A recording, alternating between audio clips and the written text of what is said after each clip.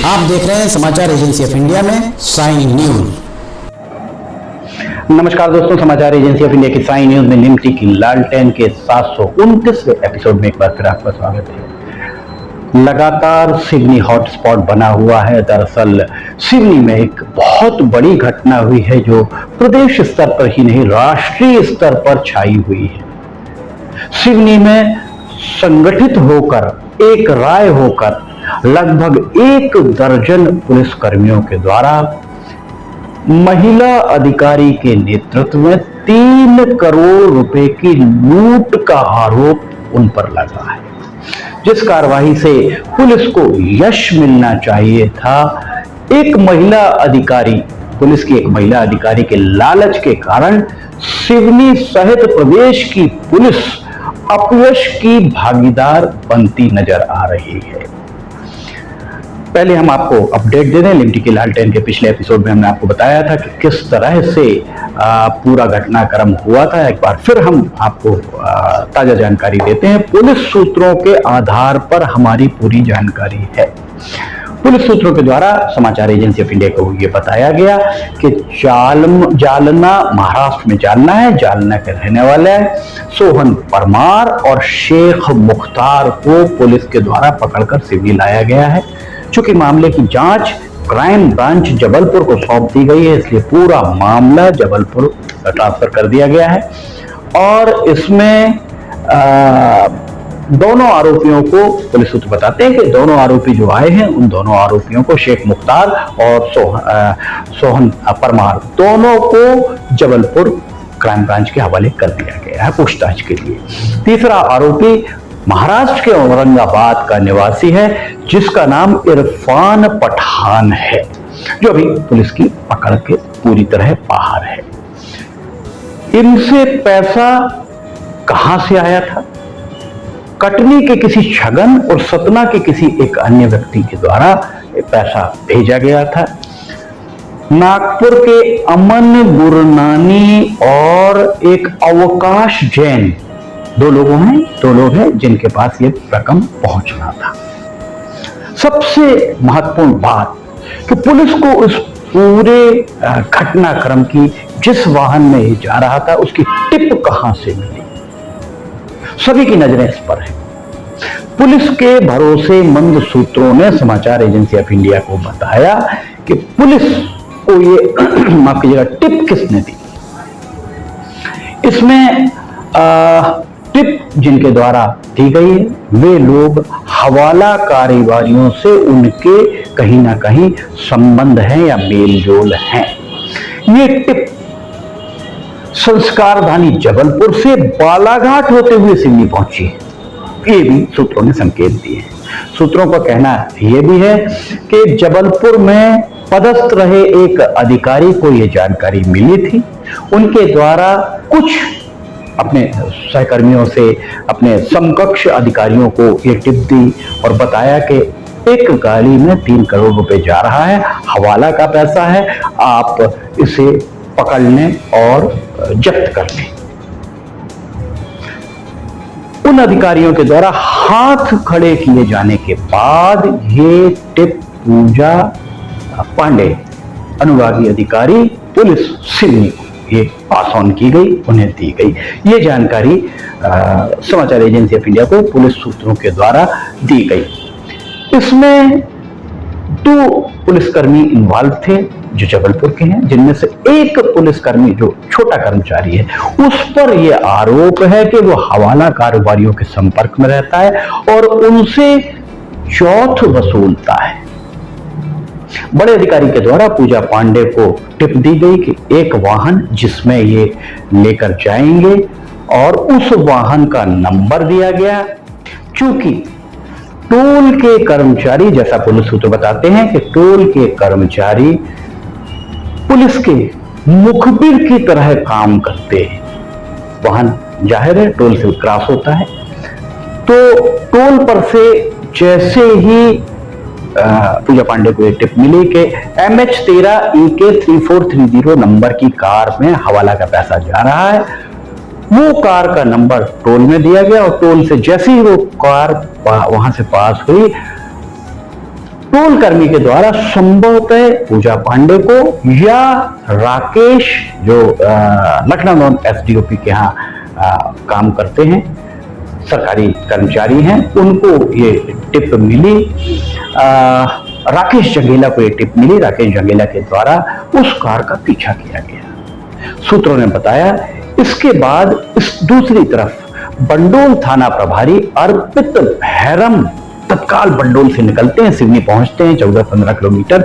वे यहां से नीरज राजपूत को अपने साथ लेते हैं अपने वाहन में, और उसी बीच ये पूरा घटनाक्रम चल रहा है। इसी बीच पूजा पांडे ये लगभग 11:30 बजे निकली होगी वहां से कार, और 12 बजे 11:30 और 12 के बीच का ये वाक्य पुलिस सूत्र बताते हैं।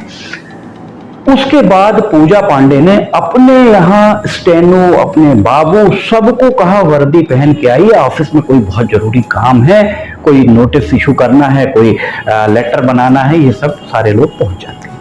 फिर पूजा पांडे के द्वारा अपने मातहत को कहा जाता है कि इन सबको Mandla road, Balaghat road bypass पे बुला, क्योंकि अगर सीधा कहा जाता है एनएच पे आप आ जाइए तो कहीं ना कहीं खबर लीक होने का उनको भी खतरा था। इसलिए जैसा होता है अमूमन कि जाना उत्तर है तो दक्षिण का पता दिया जाता है जब भी छापामार कार्रवाई होती है। उन्होंने उनके अपने मातहत को कहा, उनके मातहत के द्वारा कर्मचारियों को फोन करके उनसे कहा गया कि वे मंडला रोड वाले बाईपास पर बालाघाट के जो जहां रोड जाती है उसके आसपास कहीं मिल जाए। सारे लोग मिले और सारे लोग फिर शीला दही के पास जाके खड़े हो गए। पूजा पांडे एसडीओपी, अर्पित भैरम टीआई बंडोल और इनके साथ जितने भी कर्मचारी थे सारे लोग जाकर खड़े हो जाते हैं। NH 44 पर शीला दही के पास कार को रोका जाता है। उस कार को नेशनल हाईवे से सिवनी की तरफ जो रोड आती है उस पर लाया जाता है NH से हटाकर। उसके बाद ये कार जाती है वैष्णवी धाम, शीला दही में जो वैष्णवी धाम बना हुआ उस वहां पर रोककर वैष्णवी धाम वाले रास्ते के पहले इन्हें रोका जाता है। वहां से कुछ बंडल उठाकर पूजा पांडे के द्वारा अपने वाहन में रख दिया जाता है, कुछ पुलिस कर्मियों को उसमें बिठा दिया जाता है और ये 4 या 3 लोगों में से 2-3 लोगों को उस गाड़ी में बिठा दिया जाता है। वहां बिठाकर इन्हें रवाना किया जाता है। अब चूंकि इतनी जल्दबाजी में काम होता है, पुलिस कर्मियों को लगता है कि हमारे साहब को, एसडीओपी को या टीआई को पैसा मिल जाएगा, हमें क्या मिलेगा। ये वहां से खिड़की खोलकर कुछ बंडल बाहर झाड़ियों में फेंक देते हैं। किस मार्ग पर? जो शीला देवी से वैष्णवी मंदिर की ओर जो पहाड़ियों वाला रास्ता, वहां इनके द्वारा फेंक दिया जाता है। अंदर जाकर सारी डील होती। 1,45,00,000 लेकर पूजा पांडे और अर्पित भैरम वहां से रवाना हो जाते हैं। इस बात की तस्दीक सूत्र ये बताते हैं, इस बात की तस्दीक हम नहीं कह रहे, सूत्र कह रहे हैं कि बात की तस्दीक वाहन में बैठे लोगों ने की है कि वे उनके सामने इन बंडलों को बाहर फेंका गया है। उन्हें छोड़ दिया जाता है, वे अपने गंतव्य की ओर निकल जाते हैं। यहाँ एसडीओपी और टीआई वापस लौट जाते हैं। अब जो पुलिसकर्मी बचे थे वे जो वापस लौटते हैं तो झाड़ियों में पैसे की तलाश करते हैं। वहां से उन्हें 7 लाख रुपए मिलते हैं। बाकी के पैसे कहां गए किसी को नहीं। पूरी रात वे सर्च करते रहते हैं यहां से वहां। हो सकता है फेंकने में ज्यादा दूर फेंक गया हो सकता है जो कुछ भी रहा हो। इधर 6 से 7 लाख का एक आंकड़ा सूत्रों के द्वारा बताया गया कि 7 लाख रुपए इन्हें मिलते हैं। इसके बाद रात भर खोजने के बाद पूरी रात इनकी 2 से 5 बजे तक ये खोजते हैं। जब नहीं मिलते तो चले जाते हैं। उन्होंने कहा सवेरे ये सोचा होगा कि सवेरे आकर एक बार फिर देखेंगे। जब सवेरे पहुंचते हैं तो पूरा शीला दही गांव, सूत्रों का कहना है कि उस राशि को वहां पर सारे के सारे ढूंढते हुए मिले, अर्थात किसी न किसी को उस राशि में से कोई पैसे मिल चुके। कितनी सच्चाई है कहा नहीं जा सकता, पर सूत्र जो बताते हैं उस हिसाब से पूरा जो घटनाक्रम सामने आया है। इसके बाद सूत्रों का कहना है कि इस सब के बाद जो कुछ भी हुआ, पहले हमने आपको बताया कि मीडिया को पता लगा, मीडिया पहुंची, एडिशनल एसपी पहुंचते हैं, एसपी के पास सब जाते हैं, सब कुछ होता है, कोई निलंबित नहीं होता, कहीं कुछ नहीं होता। अब 1,45,00,000 रुपए की जब्ती एसडीओपी ऑफिस से एसडीओपी पूजा पांडे बंडोल थाना प्रभारी अर्पित भैरम के द्वारा प्रस्तुत किए जाने पर कोतवाली पुलिस जब्त करती है। कुल रकम 2,96,50,000 थी, जिसमें से 1,45,00,000 रुपए ये जब्त वो करा देते हैं। अब सूत्रों का कहना है कि अब अधिकारियों को बचाना है, तो सबको एक सी पट्टी पढ़ाई जाती है कि सारे एक स्टोरी तैयार की जाती है, एक कहानी बनाई जाती है, पर वो कहानी कितनी सच है कितनी झूठ है, अधिकारी उसको पकड़ पाते हैं नहीं पकड़ पाते हैं, ये बात भी सामने आई। लखनवाड़ा थाने में जो सूत्र बताते हैं उस हिसाब से वहां एक एफआईआर दर्ज की जाती है। उसमें यह कहा जाता है कि वाहन की चेकिंग लगाई गई थी। वाहन की अगर चेकिंग लगाई गई थी रात को, तो जाहिर है अर्पित भैरम ने अपने थाने से अपनी रवानगी डाली होगी। कोई भी थानेदार, कोई भी सिपाही, कोई भी कर्मचारी जब अपनी जगह से रवाना होता है तो वो वहां पर रवानगी डालता, वापस आता है तो आमद डलती है। क्या अर्पित भैरम ने रवानगी डाली सिवनी के लिए? नीरज राजपूत का मोबाइल लोकेशन उतने बजे कहां का है? अर्पित भैरम का मोबाइल लोकेशन बंडोल से निकलकर कहां का है? राकेश जंगेला का मोबाइल लोकेशन लखनऊ से सिवनी का है। क्यों? ये अन्वेषण का विषय है, अन्वेषण के बाद ही इसकी पुष्टि की जा सकती है।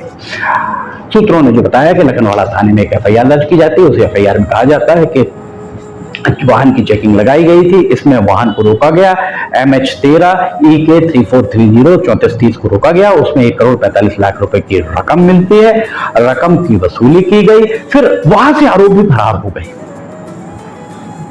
कितने झोल है इस कहानी में। एफआईआर चूंकि हमारे पास नहीं है, पर सूत्र जो बता रहे हैं हम आपको बताते हैं। सूत्रों का यही कहना है। यहां आपको हम ये भी बता दें कि पुलिस महानिरीक्षक ने इस मामले में क्या कहा, यह भी हम सुनाएंगे आपको। पुलिस महानिरीक्षक प्रमोद वर्मा सिवनी पहुंचे हैं और उनके द्वारा पूरी जांच की गई, वो भी हम एक परत दर परत आपको बताते हैं। एफआईआर में ये कहा गया कि वे भाग गए, आरोपी, गाड़ी आपके द्वारा रोकी गई, आपने गाड़ी रोकी और गाड़ी से 1,45,00,000 रुपए निकाले। आरोपी उस रकम को आसानी से निकालने दिया आरोपियों ने और गाड़ी लेकर भाग गए या गाड़ी छोड़कर भाग गए। अगर गाड़ी छोड़कर भागे तो रात को गाड़ी की जब्ती हुई। रात को अगर वे फरार हुए तो क्या एक जिम्मेदार सीएसपी पूजा पांडे के द्वारा सारे थाना क्षेत्रों को, पुलिस कंट्रोल रूम को उनके भागने की सूचना दी? क्या मध्य प्रदेश महाराष्ट्र सीमा पर जो पुलिस की चौकी है, मध्य प्रदेश में सिवनी और छिंदवाड़ा के बीच जो टोल नाका है,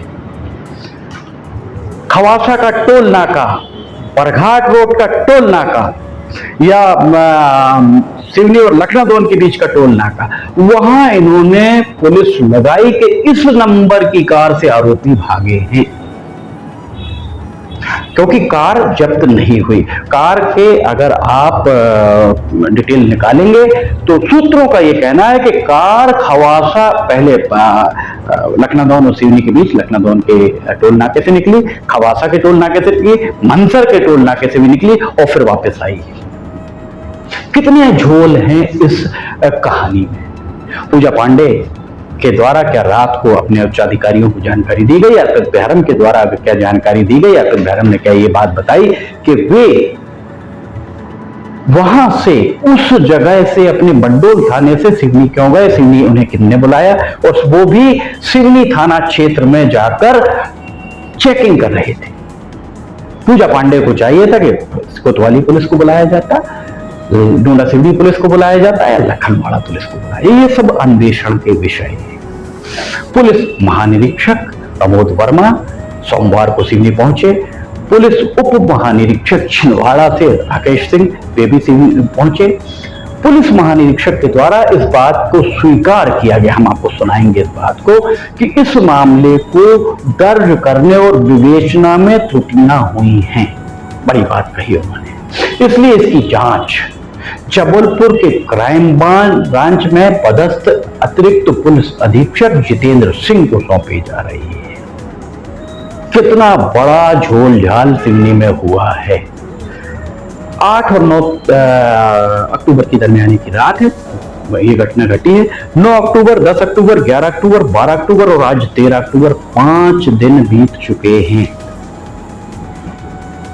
चूंकि जिन धाराओं में लखनवाड़ा पुलिस के द्वारा मामला दर्ज किया गया है वे जानकारों का कहना है, सूत्रों का कहना है कि बेलेबल हैं, इसलिए उन्हें गिरफ्तार नहीं किया जा सकता। पर जिन्होंने डकैती डाली है, जिन्होंने पुलिस को शर्मसार किया है, जिन्होंने वर्दी की इज्जत नहीं रखी है, जिन्होंने वर्दी पहनते समय जो कसम खाई थी, कॉल लिया था, कॉल उठाया था, उसके साथ दगाबाजी की, वे 5 दिनों से खुले हुए घूम रहे हैं। पुलिस सूत्रों ने यह बात भी बताई है कि सोमवार को पुलिस महानिरीक्षक के द्वारा 11 सभी निलंबित कर्मचारियों एसडीओपी पूजा पांडे को कंट्रोल रूम तलब किया और उनके साथ पुलिस महानिरीक्षक का जो नाराजगी थी, पुलिस महानिरीक्षक की नाराजगी थी, वो बहुत तल्ख नाराजगी थी जैसा सूत्रों ने बताया।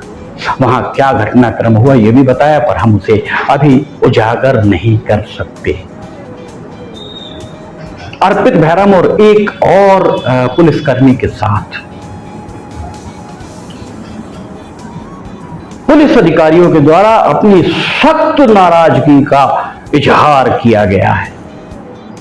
इशारों में इतना है, पर हम कह सकते हैं जो जानकारी मिली है पुलिस सूत्रों से, सारे के सारे कर्मचारियों को एक ही पट्टी पढ़ाई गई थी जो स्टोरी पूजा पांडे के पक्ष में तैयार की गई थी, वैसी ही बात सब कर रहे हैं, क्योंकि उन्हें सूत्रों का यह कहना है, हमारा नहीं कहना, सूत्रों का कहना है, उन्हें बताया गया कि अगर बचेंगे तो सब बचेंगे, अर्थात पूजा पांडे, अर्पित भैरम से लेकर सारे लोग बचेंगे, और नहीं तो निपटेंगे तो सारे लोग निपटेंगे। इसलिए एक सी कहानी चल रही है, जिस कहानी में न जाने कितने झोल झाल हैं। 5 दिन बीत गए, इतना सब हो गया, सिवनी का नाम बदनाम हो गया।